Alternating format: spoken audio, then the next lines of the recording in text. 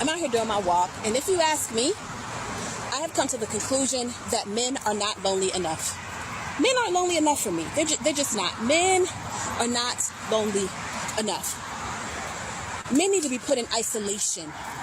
I think caution tape. I think warning labels. I think anything that a man has ever done, there should be a fact sheet that is attached to this man so you know what you're getting into.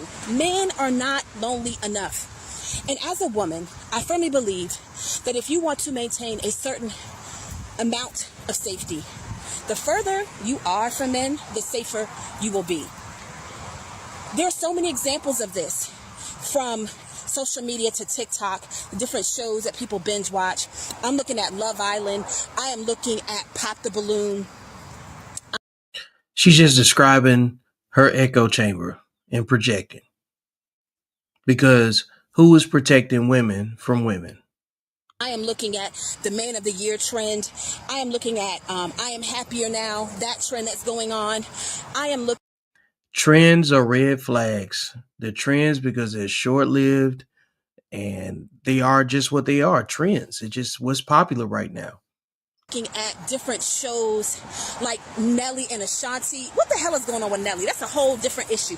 How are you jealous of your child? Yeah? How are you not willing to help parent the very offspring that you brought into this earth? That's a whole nother issue. I'm looking at the Diddy trial. I'm looking at the Tyler Perry lawsuit.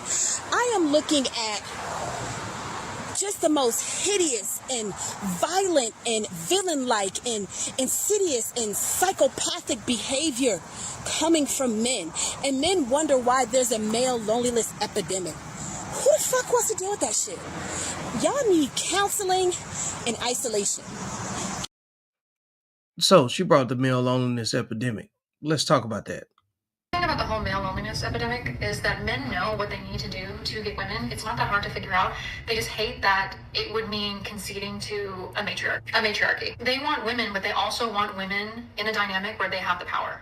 It's not just about wanting women. Like, they want to have women, but they want to also be in control of that woman. Oh my god, that is not the reason. This girl is such a hypocrite. For those who don't know, I stitch this girl all the time. She has blocked me by now, probably 1,000 times. And she is such a hypocrite and contradicts herself in so many videos. So let's just get one thing straight. I personally don't believe there is actually a male loneliness epidemic. This is a terminology that people are giving to the fact that men are choosing to be single at a higher rate, or just in general, men are single at a higher rate. The whole male loneliness epidemic is a term given to the fact of the increase of rate of men being single. They're not actually lonely. That is why I just made a video on the fact if men were so lonely, men are the ones who are not showing up to dating events, but women are, and women are complaining about this. And I just find it so ironic. This woman is talking about the male loneliness epidemic while you blatantly admit you're approaching your mid-30s and dating is getting worse as you're getting older. And of the relationships that she's done, she was actually in an open relationship, meaning her and her partner were allowed to go and be with other people, which takes away the whole, point of being in a relationship. And on top of that, the way she started her social media career is by teaching women how to be sugar babies and manipulate older men on getting resources through them. Constantly talks about how she needs all of these very traditional roles in her future relationship, how he needs her to protect her, to provide for her. She's not even going to think about being in a relationship where he makes her pay 50%. She'll just be on her own then. And you wonder why the rate of men choosing to be single is just higher. What advantage is it in being in a real, committed, monogamous relationship that a man just couldn't get by being single? So go back to other. Counseling and isolation. Because it's wild to me that people believe that they are going to find the love of their life if they wade through all of this crap. And ladies, I'm sorry. Does it require ego death? It does. You may not find the love of your life. You may not get the partner that you want. You may not have the male companionship that you seek. But I know for me as a woman, I would rather eat good food, have good friends, live a full life with fun, adventure, a good career, some pets, some land, maybe grow something, than sit around and ruin my mental health, my physical health, my financial health, chasing a fucking man. These dudes are princesses. Like, listen. Ladies, You see a lot of men at the highest level, the wealthiest, most desirable men, they are technically by law single. They're not actually married or dating anybody because men have an advantage to being out of a relationship. There's a huge incentive to be in a relationship as a woman. As you said, you want that man to go and pay for everything. You don't even want to pay half. So obviously there's a way bigger incentive for you to be in one than a man. So saying there's a male loneliness epidemic is not actually a thing. It's just a terminology for the fact that men are single at a higher rate than women. You're not asking why that is, and it's pretty obvious in my opinion. And then There have always been more single men than men in relationships. That's just it. Always has been. In more dangerous times, only the fit men and the men capable of defending themselves were allowed to produce. In fact, a man being able to reproduce was a gift. There's some people in some societies, they don't allow men of a lower caliber pedigree to reproduce.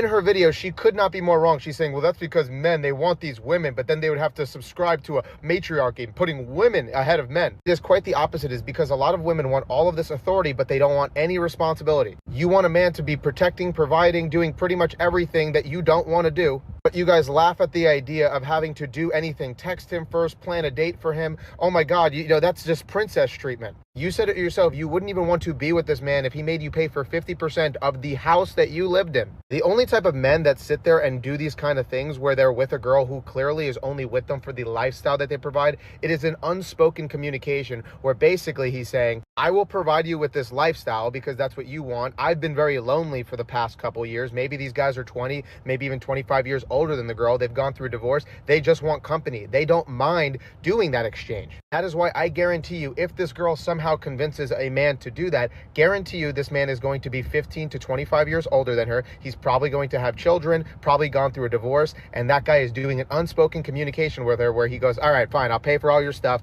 and you just spend time with me. Just spend time with me. I'm alone right now. And then inevitably, it's probably going to end up being one of these relationships, which in my opinion aren't even real relationships. So it is not that men don't want to subscribe to a matriarchy. It is the fact that you guys want a lot of authority without taking any responsibility for anything. But that's just my opinion. But hey, what do you think?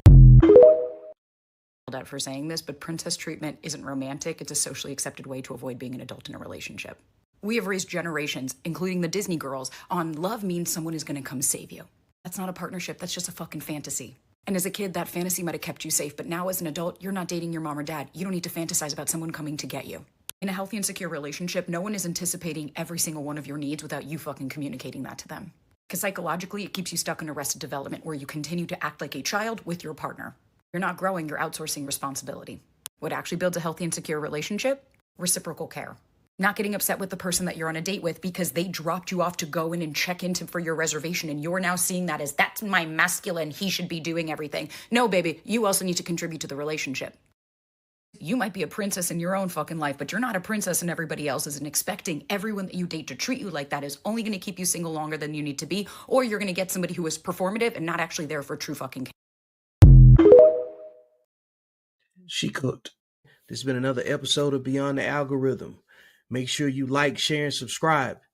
Go get the book. And most importantly, I will see you beyond the algorithm, because that's where life actually happens. Later.